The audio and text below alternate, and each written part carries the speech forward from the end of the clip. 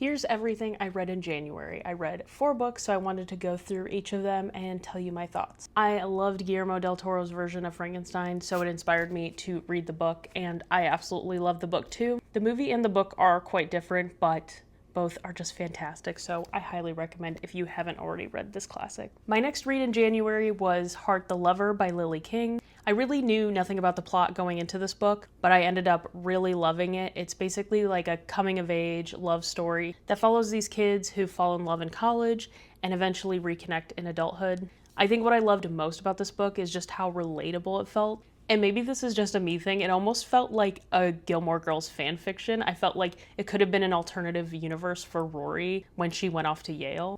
But I do highly recommend if you haven't already read it. The last 2 books I read were nonfiction, the first one being Ejaculate Responsibly. It goes through arguments as to why abortion should be legal and should be a men's issue because men are fertile 24/7 for their entire lives, unlike women.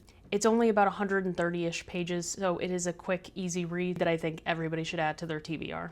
And last but not least, I listened to the audiobook version of 107 Days by Kamala Harris. I don't know if it's just because of the state of the country we're in right now, but this book still hit me so hard, even though most of the events took place over a year ago. But she does end the book on a very positive, uplifting note. I think this is a great book if you are interested in politics or government, what goes on behind the scenes there, and the crazy fast-paced schedule that she had in such a short period of time. And that was everything I read in January, so let me know in the comments what you read last month.